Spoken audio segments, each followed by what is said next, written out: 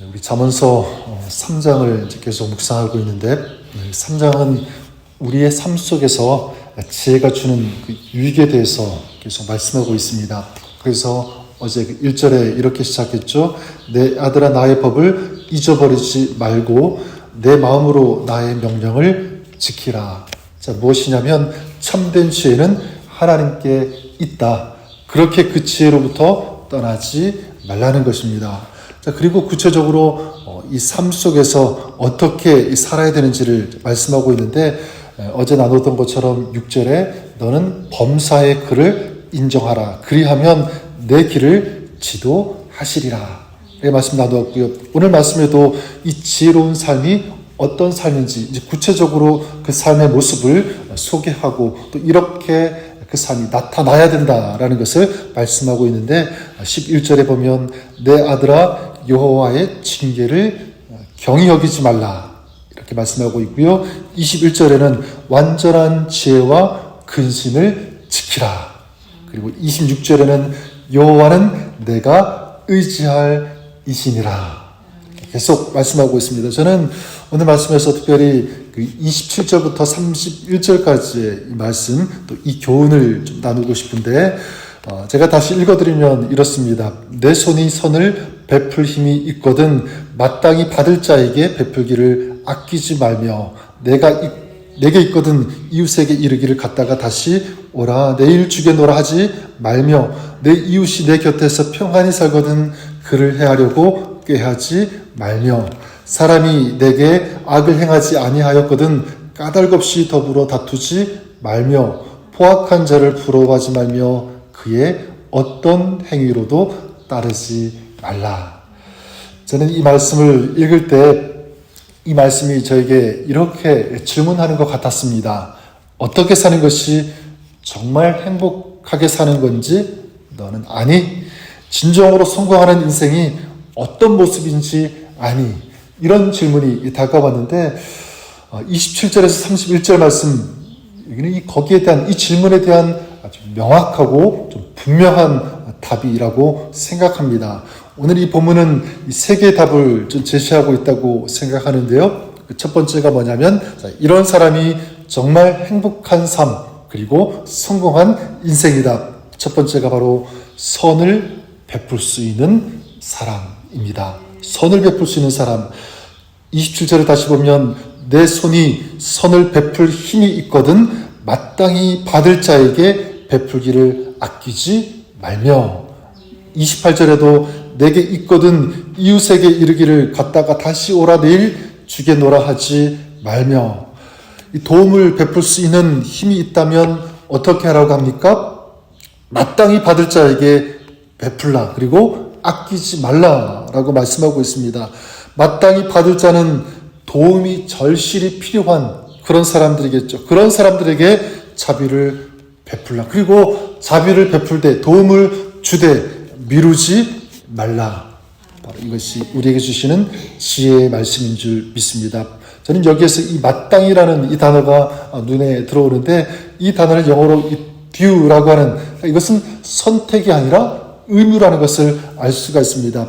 당연하게 받아들이고 또 당연히 행해야 된다. 저는 이런 의미에서 우리가 하는 이 선행 또 누군가에게 도움을 베푸는 그런 모습을 다시 한번 생각해 보았으면 좋겠습니다.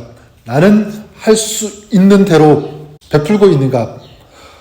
또 베풀되 또 선행을 하되 혹시 주저하거나 아니면 어려워하고 있지는 않은가? 여러분 이런 모습이 아니라 마땅히 이 선을 행하시는 또 도움이 필요한 사람에게 도움을 줄 수 있는 이런 지혜로운 아름다운 삶을 살아가시는 오늘 여러분의 삶이 될 수 있기를 주님의 이름으로 축원합니다. 둘째로 행복하고 또 성공하는 인생의 모습 어떤 삶인가? 둘째는 이웃의 성공을 질투하지 않는 삶 이렇게 말씀드리고 싶은데 29절에 그렇게 말씀하고 있죠. 내 이웃이 내 곁에서 평안히 살거든 그를 해하려고 꾀하지 말며 31절에도 보면 포악한 자를 부러워하지 말며 여기 그 29절에 이웃이 평안히 사는데 그를 해치려고 한다.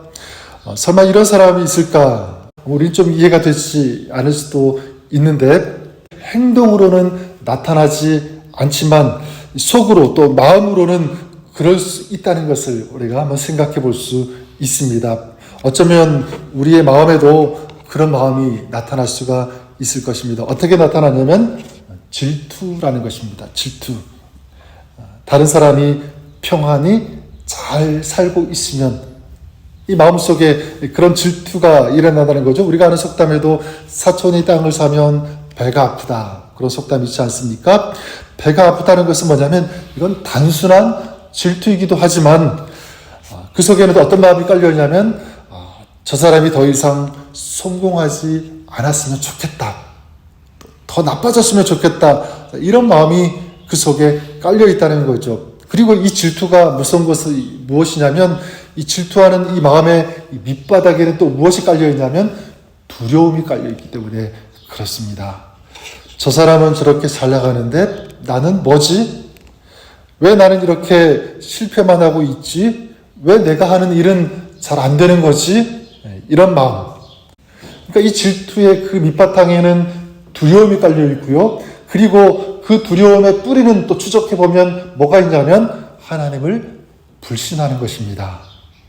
여러분 정말 행복한 삶을 살고 싶습니까? 그렇다면 질투하지 마십시오. 그리고 다른 사람과 나를 절대로 비교하지 마십시오. 그리고 하나님을 신뢰하시는 그런 여러분 될 수 있기를 바랍니다. 나는 실패할 수 있어도 하나님은 절대로 실패하지 않으시는 분인 줄 믿습니다. 여러분 이런 말 많이 들어보셨을 거예요. 문제 자체가 문제가 아니라 문제를 문제시하는 것이 문제다.